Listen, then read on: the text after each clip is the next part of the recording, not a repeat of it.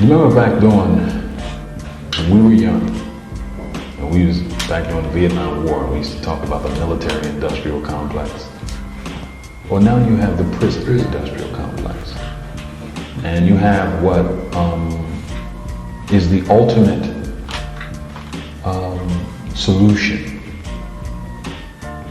to America's economic problem. Those who are poor, those who are powerless, those who have no access to the wealth that one needs to survive, and perhaps wealth isn't, but the resources one needs to survive. In an area where there is corporate downsizing and there are no jobs and there is only a service economy and education is being cut, which is the only rung by which people can climb. The only growth industry in this part of Pennsylvania, in the eastern United States, in the southern United States, in the western United States, is quote-unquote corrections, for want of a better word. The corrections industry is booming. And this joint here ain't 5 years old. Some corporations made a mint off of this thing. This thing cost millions of dollars to be built and constructed.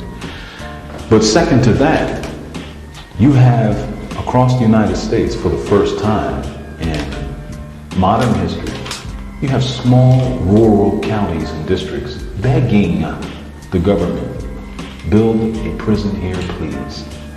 There was a time when it was, not in my backyard. You better not. I don't want that here. But now they're talking about, jobs.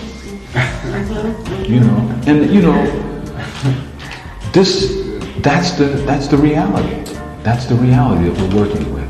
And of course, blacks, Latinos, Hispanics, Mexicans in the West, and Puerto Ricans in the East, and so-called white trash, poor whites, are the raw material now. We're like the hamburgers in McDonald's. We're the raw material now. We're being fed into this. And what you see in Congress and what you see in state houses are the greasing of the conveyor belt on that, that meat patty line. Because there are no laws anymore. Think about it. When you look at the trend of the law, and analyze the cases, read the cases, and see what they're saying, you don't hear anybody talking about, search and seizure, Fourth Amendment, or any other amendment. What you hear in popular discourse on talk radio stations or in the newspaper is lock them up yesterday, or kill them. You see? And it becomes a political, again, an engine feeding an industry. The prison industrial complex, you see. And it is so naked now, so negative now, that as Monica said, you can have over 1.1 million people in this prison, in these prisons.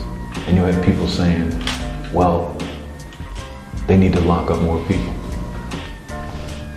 You have people actually saying that. Of course they don't know what they're talking about, but they're just following a script that has been laid down to them by the media, by the politicians.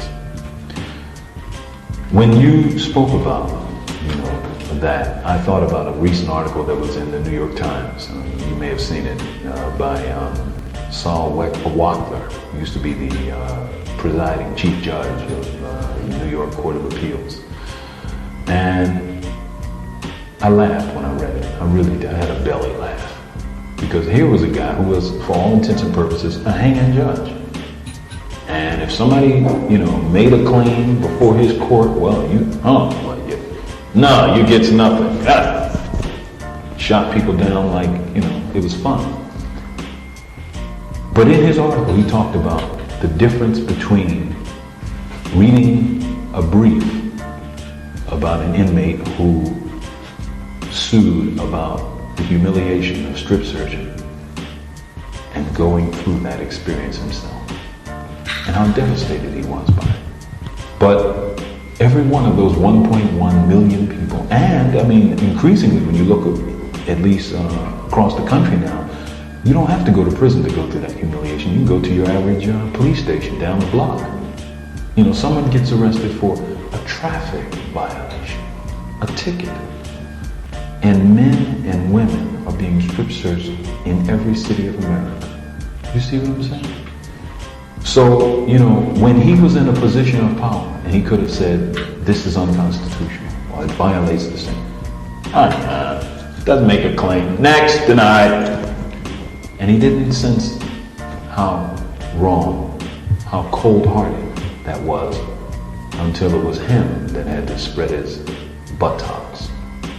It was him who had to pull his penis back. You understand what I'm saying? It became a whole other reality. You know, Jamaicans have a saying, who feels it, knows it. Well, now he knows it. A little too late, though.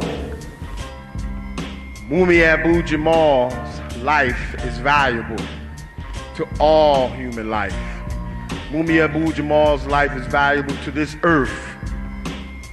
Mumia Jamal's wisdom, his knowledge is valuable to our offspring, to the young, to the unborn. We gotta free Mumia Jamal, brick by brick, wall by wall. We have to free Mumia Jamal. Let's send a message May 17th.